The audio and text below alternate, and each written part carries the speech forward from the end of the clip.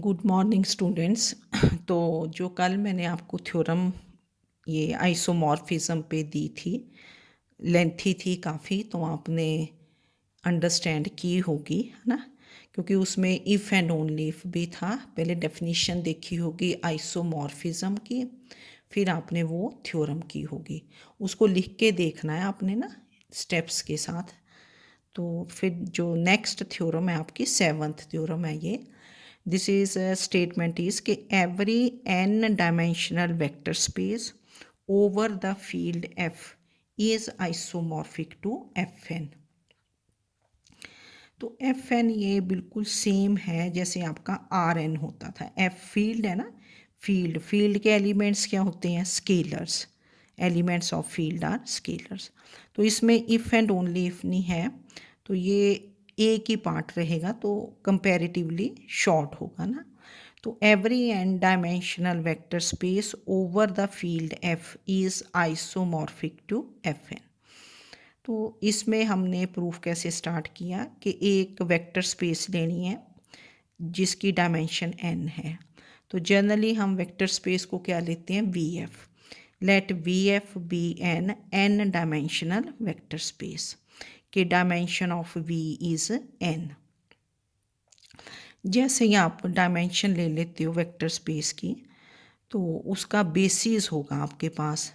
तो let B is V1 V2 V3 up to Vn be a basis of VF। Basis में कितने elements होंगे? n elements. Now we have to prove कि V is isomorphic to Fn, कि every n dimensional vector space, तो V is n dimensional vector space is isomorphic to Fn।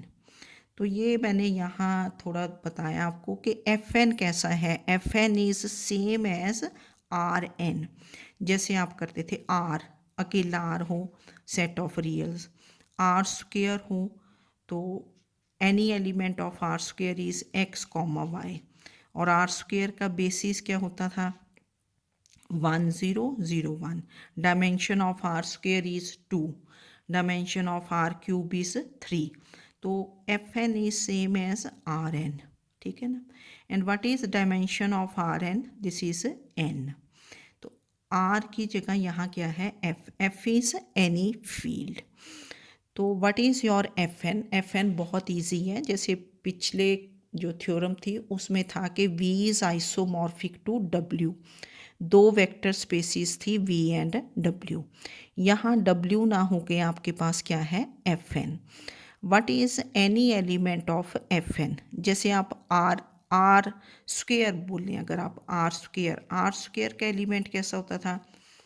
x1 x2 ले सकते हो। R cube का any element is x1 x2 x3। Rn का any element is क्या होता है? x1 x2 x3 up to xn, where xi belongs to R, मतलब they are all reals. तो सिमिलरली Fn का what is any element of Fn? Fn किस type का होगा? This is the set of all ordered n tuple. ये हमने बिल्कुल start के चैप्टर्स में किया था कि this is alpha 1 alpha 2 alpha 3 up to alpha n। What is any element of Fn? n elements होंगे। यहाँ एक वेक्टर होगा जिसमें n elements, where each alpha i belongs to f and i lies between 1 and n। This is your Fn, ठीक है। तो we have to prove. And what is dimension of Fn? कितनी होगी? n, क्योंकि इसके basis में कितने elements होंगे? n elements, e1 e2 e3 up to en। Now dimension of V is n, dimension of Fn भी क्या होगी? n। What is standard basis of Fn? This is e1 e2 e3 up to en, ठीक है ना। e1 क्या होता है? This is the unit vector जिसके फर्स्ट प्लेस पे 1 होगा। Now we have to prove कि V is isomorphic to Fn। अब आपने डेफिनेशन ऑफ आइसोमॉर्फिज्म देख ली है। V is isomorphic to Fn। अगर आपने डेफिनेशन देखी क्या थी कि there exist a linear transformation T from V to F N, V to F N, जैसे कल था वी टू डब्ल्यू, तो यहाँ क्या होगा V to F N such that T is 1 1 and onto. So we have to prove V is isomorphic to Fn. That is to prove is there exists a linear transformation T from V to Fn such that T is 1 1 and on to. There exist means आपको एक transformation पहले define करनी है. तो define करनी बहुत easy होती है कि define T from V to F N bye T of we is equal to इधर एलिमेंट किसका लेंगे एफ एन का. तो what is any element of F N, ये आपने ऊपर देखा. This is alpha 1 alpha 2 alpha 3 up to alpha N, where this we belongs to capital we. तो we have define T from V to F N bye T of we is equal to this element v belongs to capital V और ये जो element है this belongs to F N, where v belongs to capital V and alpha 1 alpha 2 alpha 3 up to alpha N this belongs to F N. अब since v belongs to capital V और v का आपके पास basis है, क्योंकि dimension of v क्या थी n, तो ये हम बड़ी बार लिखते हैं जब भी आपके पास बेसिस होता है तो v can be written as linear combination of elements of basis. तो this is v is alpha 1 v1 plus alpha 2 v2 plus so on plus alpha n vn. और इसको शॉर्ट में हम किसकी टर्म्स में लिख देते हैं summation sigma I equal to 1 to n alpha A V I, alpha A V I. Sum के लिए सिग्मा है ना, अगर प्रोडक्ट हो तो पाई कैपिटल पाई से डिनोट करते हैं. तो ये हमने v ले लिया. तो एक बार फिर से इस को डिफाइन कर देंगे कि define t from v to F N by, अब t ऑफ v है ना, तो t ऑफ v की जगह देखो इसी को हमने कैसे लिख दिया t ऑफ v. v क्या है sigma i equal to 1 to n alpha I V I equal to इधर एलिमेंट क्या रहा alpha 1 alpha 2 alpha 3 up to alpha n and this is any element of F N. Scalars आप change कर सकते हो, जैसे अगर यहाँ a1 a2 a3 up to an लिया तो यहाँ भी फिर वही लेना है आपने a1 a2 a3 up to an, ये ख्याल रखना है. तो दैट मीन्स हमने एक ट्रांसफॉर्मेशन डिफाइन कर दी from v to F N as t of sigma i equal to 1 to n alpha I V I, this is equal to क्या बना alpha 1 alpha 2 up to alpha n, ये element of F N. इसको 1 कर देंगे क्योंकि इसको time and again आपको use करना पड़ता है जो हमने डिफ़ाइन की. फर्स्ट स्टेप आप प्रूव करते हो कि टी इज़ वेल डिफाइंड. तो टी इज़ वेल डिफाइंड के लिए क्या किया जाता है कि ये जो अल्फ़ा 1 अल्फ़ा 2 अल्फ़ा n है दे आर क्या होते हैं unique, they are unique scalars.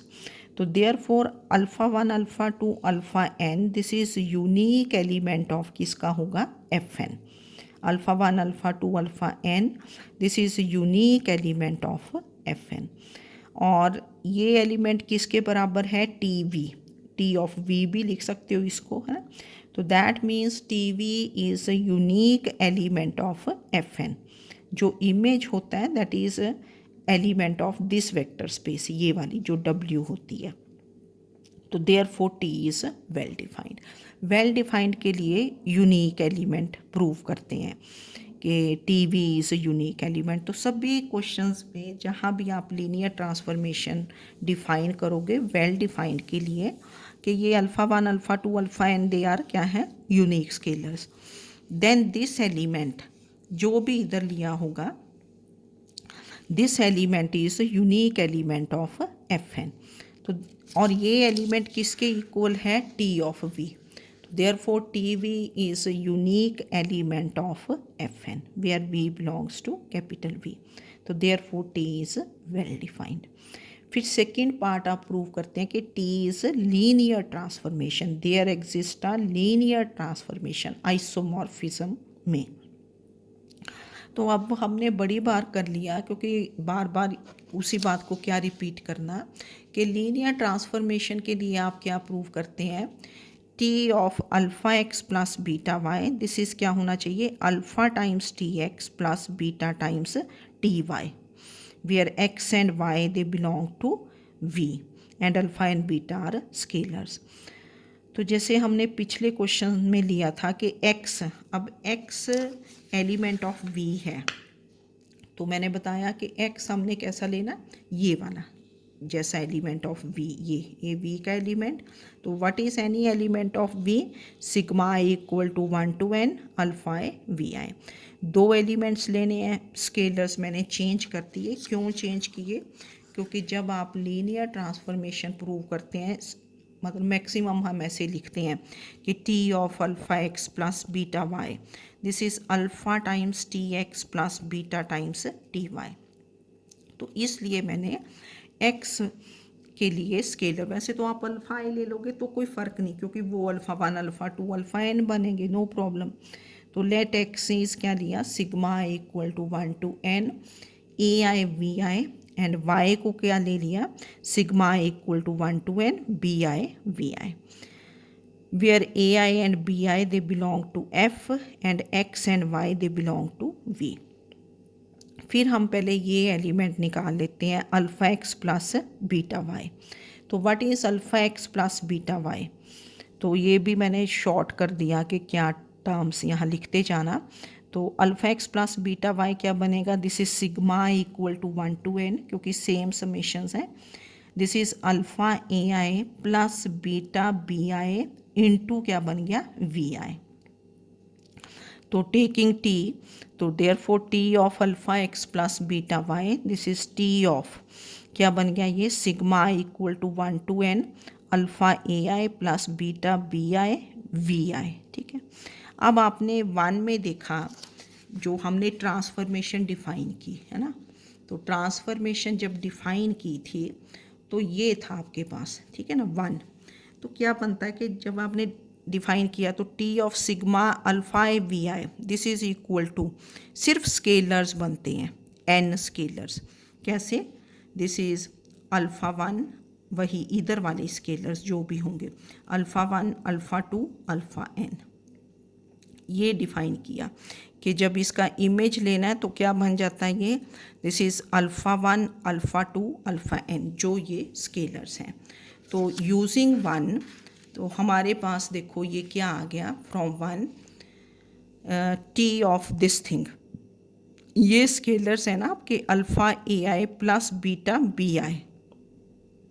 तो जब आप टी ऑफ दिस लेंगे, दिस बिकम्स, यहाँ n एलिमेंट्स बनेंगे, alpha A 1 plus beta B 1 comma alpha A 2 plus beta B 2, then alpha a3 plus beta b3 so on alpha an plus beta bn। तो ये लिखा using 1। अब इसको क्योंकि आपको प्रूव करना पड़ता है कि T of alpha X plus beta Y, this is alpha times T X plus beta times T Y. तो हमने इसको दो टर्म्स का सम लिख दिया। फर्स्ट में क्या लिखा कि ये अल्फ़ा अल्फ़ा अल्फ़ा वाली टर्म्स, तो this is alpha A 1 alpha A 2 alpha A 3 so on up to alpha A N, first जो आपका ये बना वेक्टर। फिर प्लस सेकंड में बीटा बीटा की टर्म्स, 1 वेक्टर ये बन गया, beta B 1 beta B 2 comma डाल के बीच में बीटा बी एन। तो फर्स्ट वेक्टर में से we take alpha outside, alpha A 1 A 2 A 3 up to A N plus beta outside b1 b2 b3 up to bn।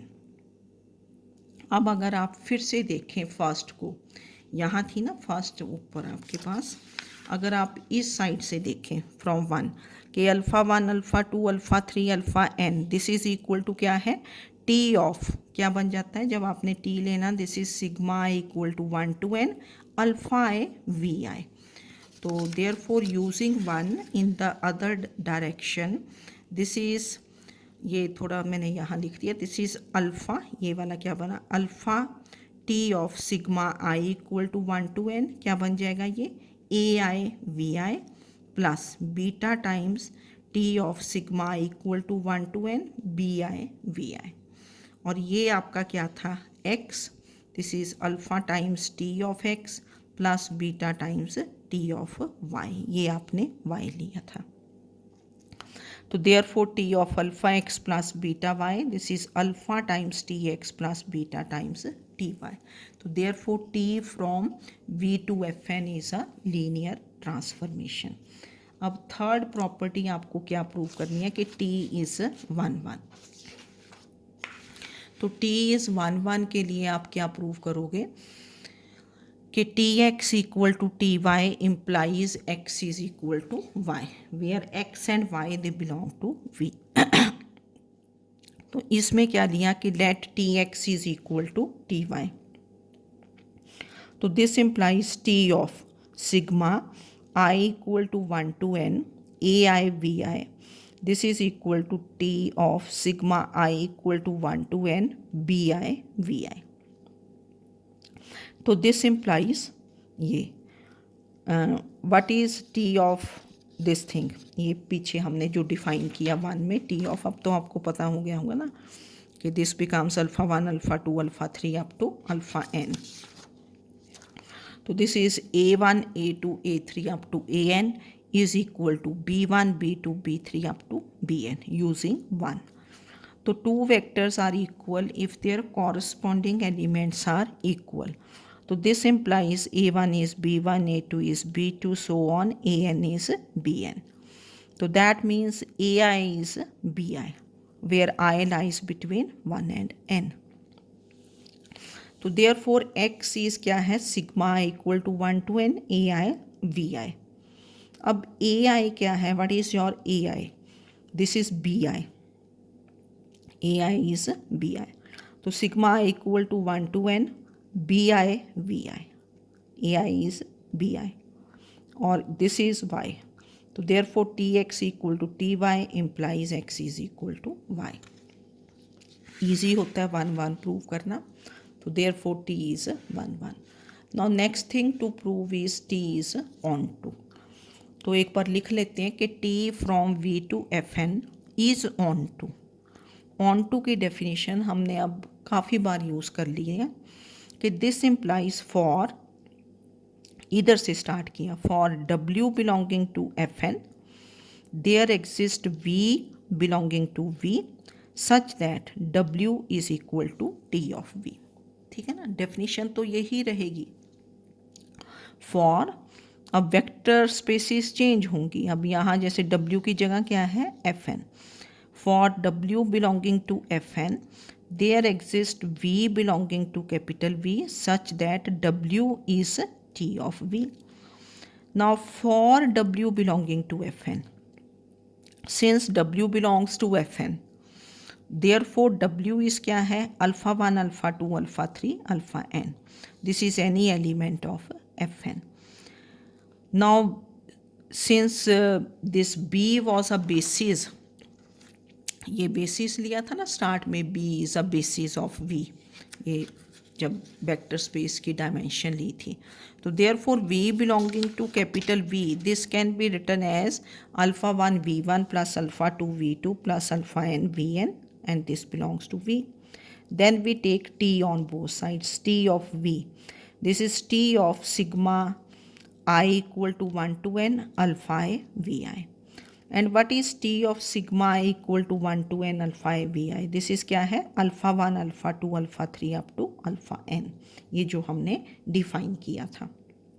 And this is W।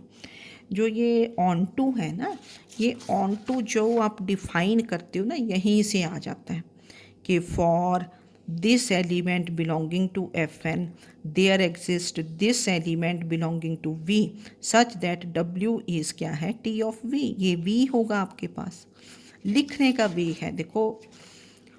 तो this implies T is onto, therefore क्या लिखा, since there exist T from V to F N defined by this T of sigma I equal to 1 to n alpha I vi and this element belongs to V equal to alpha 1 alpha 2 alpha n belonging to this is a linear transformation which is 1 1 and on 2. So therefore V is isomorphic to Fn. Concepts आपके वही रहने हैं, ठीक है, theorems हैं, questions हैं, concepts तो वही रहेंगे, चाहे ये थ्योरम है, डायमेंशन है, बेसिस होगा, डिफाइन करनी है, एफएन पता होना चाहिए, आइसोमॉर्फिसिटी डेफिनिशन, फिर लीनियर ट्रांसफॉर्मेशन कैसे प्रूव करते हैं, एलिमेंट्स कैसे लेते हैं, ठीक है ना, एलिमेंट जब लेना है तो ऐसा लेते हैं वी का, तो फिर 1 1 है, ऑन 2 है। यही है कि बातें वही रहेंगी, पर ये है कि आपको लिखना आना चाहिए, तो आप इसकी लिख के प्रैक्टिस करें, फिर इजी हो जाएगा ना। लिखेंगे मतलब एक थ्योरम को पहले यहाँ से अंडरस्टैंड करो, लिखो, फिर उसको फिर से अंडरस्टैंड करो, मतलब 4 5 बार तो एक क्वेश्चन को करना पड़ेगा, फिर क्लैरिटी हो जाती है।